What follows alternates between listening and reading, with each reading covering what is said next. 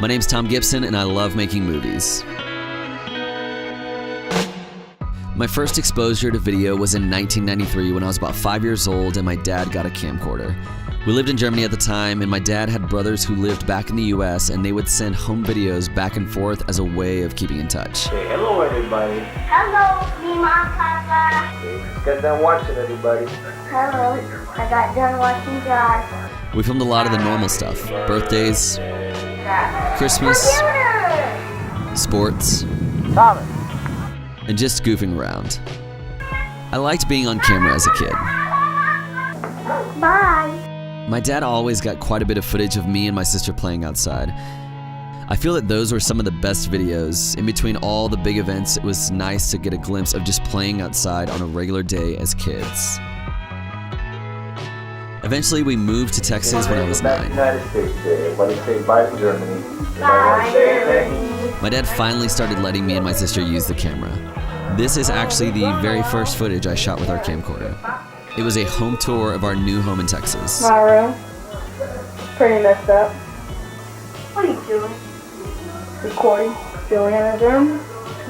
Nice and perfect. Look at all them stuff there in there. Waste of space, Thomas. Most of the filming we did was just me and my sister goofing around with our friends. Thank you. This is also the time period where I would do this really weird thing where I would talk to my future self whenever I was on camera.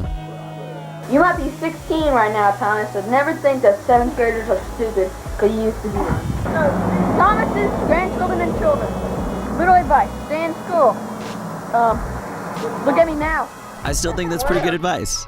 We moved to upstate New York when I was in 7th grade, and when I wasn't being a typical grumpy teenager who didn't want to be on camera, we filmed a few things here and there. We baked to the bush. Yay, my Pokemon movie. I did start figuring out some of the mechanics of using a camera as well. Says record. Well, if you're coming in here, the light's gonna screw up the camera. You're not gonna be able to see me. Fast forward to the summer of 2008. I was in college and went on a 2-week trip to Panama with my mom. I had a little point and shoot that had a video feature, and I filled up the small SD card with a bunch of photos and small video clips. And when we got back, I made my first official video with text and music and everything. And on July 23rd, 2008, I posted my very first YouTube video. 9 years later, it's at a whopping 459 views. A year later, I went to Greece with a college ministry. Welcome to Athens. I haven't slept in 30 hours, and it's only like 6 o'clock in the afternoon here. One of the students on the trip was given a camera to take footage for the organization that we went with. When we got back, I asked if I could have the footage just to play around with it. 3 weeks later, I had a 45-minute documentary of our time there that I made in iMovie. It was much better than the Panama video, and I put the documentary on DVDs to give to everyone on the team at our big end of summer party. This project was the first time I found myself really caught up in the flow of crafting a video. I remember staying up a few nights until 2 or 3 in the morning, just getting so engrossed into putting this video together. The craft and challenge of telling a story in a compelling way was what I found most appealing. After I put the Grease documentary together, my dad got me my very first portable video camera, a Kodak ZI-8. I took that camera everywhere. It's video. I'm documenting my life. You guys get to be in my documentary.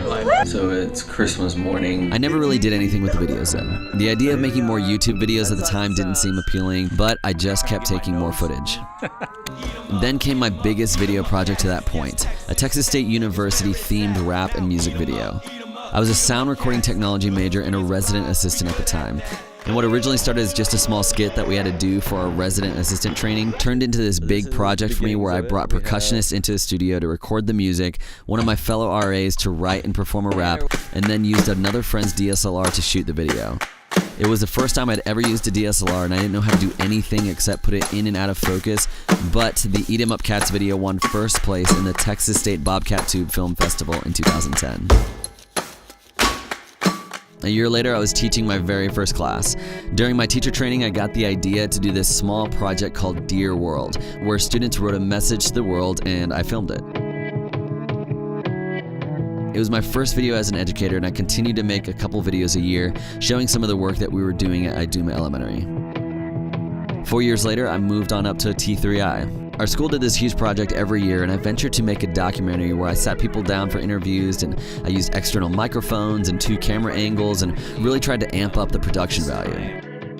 Looking back on it now, there's a ton I'd change about it, but for the time being, I was really satisfied with how it came out.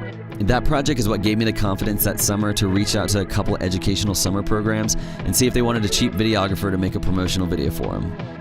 I got my first paid gigs that summer, the Number Lab Micro School and the Austin Spark League summer program. Later that year, I watched my first Casey Neistat video. He was a YouTuber who was making these really high production quality shorts with gear that was barely any better than what I was already using. I thought, I can do something like this. So instead of doing a blog this week, I thought it'd be kind of cool to try a video blog, also known as a vlog. I started making videos way more frequently than I'd done before, eventually moving to making a video every week. I started filming math lessons. I started filming my robotics class. I started filming school trips. I started vlogging whenever I would travel.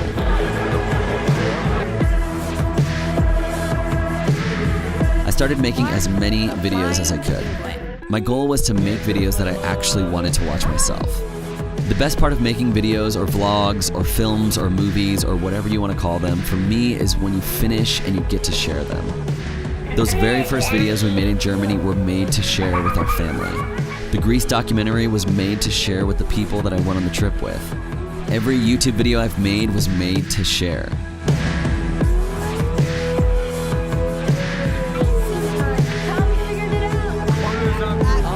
Thanks so much for letting me share this video with you, and if you're interested in keeping up with the videos that I make here, go ahead and tap that subscribe button, and hopefully I'll see you in the next video.